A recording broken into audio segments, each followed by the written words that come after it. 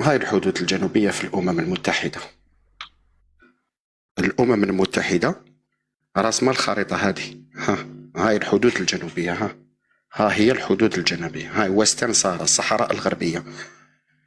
وها في الشمال هاي الخريطة المعترف بها كما وضح لك الأخ الزين في الخرائط التاريخية. هذه النقطة الأولى. الأمم المتحدة أعلى هيئة أممية في العالم. هذه النقطة الأولى. النقطة الثانية الأخت الكريمة، يعني في عجالة فقط، أنا هنا في المملكة المغربية الأمن العام للحكومة في الموقع الرسمي المملكة المغربية الأمن للحكومة. هنا نروح للجريدة الرسمية، لأني أنا منذ أن بدأت أنا أخاطبك مباشرة من مواقع رسمية وليس بصور مزورة. على سبيل المثال الصورة التي قال عليها الأخ الرأي المغربي أنها صورة من تندوف والشعب المحتجز، وهي صورة من العيون المحتلة الذي كان الشعب الصحراوي المحتل يطالب بحريته. هذيك الصورة في الصحراء الغربية المحتلة هذه، ونقول المحتلة وأعيدها تحت تقارير للجمعية العامة للأمم المتحدة، هذا مش كلامي. النقطة الثانية الجريدة الرسمية. الجريدة الرسمية ننزل نعمل مباشرة الرقم.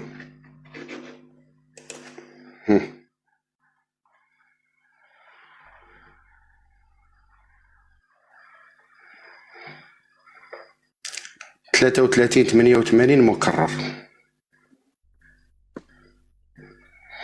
ومن فضلكم بدون مقاطعة، بدون مقاطعة، لأني عندما أتكلم مباشرة من المواقع الرسمية وليس بصور مزورة وبكلام إنشائي كاذب.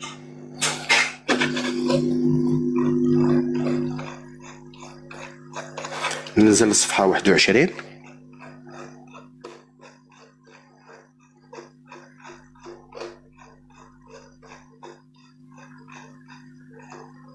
الصفحة 21. هذا الطابع الشريف بداخله الحسن بن محمد بن يوسف بن الحسن، يعلم من ظاهرنا الشريف هذا أسماء الله، يعني هذا ظاهر شريف للملك. يعتبر التفتيش إجباريا بالنسبة للحيوانات الحية واللحوم والمواد الحيوانية والمواد ذات الصلة الحيوانية المعدة للاستهلاك. المعدة للاستهلاك. نروح للفقرة الثانية نشوفوا واحد الشيء فقط ونغلق المايك تاعي.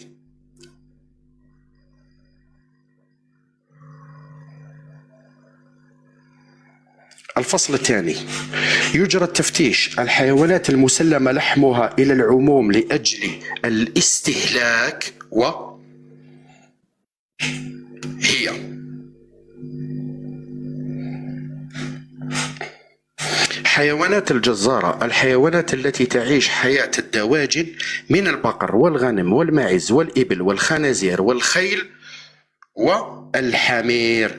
كيف لي أن أخاطب شعبا يستهلك لحم الحمير تحت إشراف من الملك وظهير شريف مؤرخ عليه؟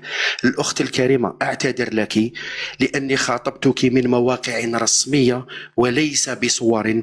عندما تأتين بضيوف في القمة يمكن لي الصعود عندك. والسلام عليكم. وعليكم السلام، ولكني أتيت بك كما أتيت بهم. على كل حال لا أعلم، شخصنة الأمور ومهاجمة الشعوب بشكل كامل هو نوع من أنواع الجهالة أيضا، وهذا الخطاب مش محبب أبدا، وهذه القضية بأكملها وهذا الصراع مزعج جدا ومثير للاشمئزاز بصراحة إن كنتم تريدون أن تسألوني. وأنا غير منحازة، ولكن بعض الأحيان يتم اتهامي بالانحياز لضعف المتحدث معي أو المحاور لي. على كل حال أنا بالمداخلات الأخيرة سيد الرأي المغربي بصراحة أنا يعني تقريبا تعبت كثير وحاولت إني أكتفي بالاستماع أكثر من الحوار. أستاذة الكريمة تفضل، أنا عم بسمعك. شكرا جزيلا لك. سأكون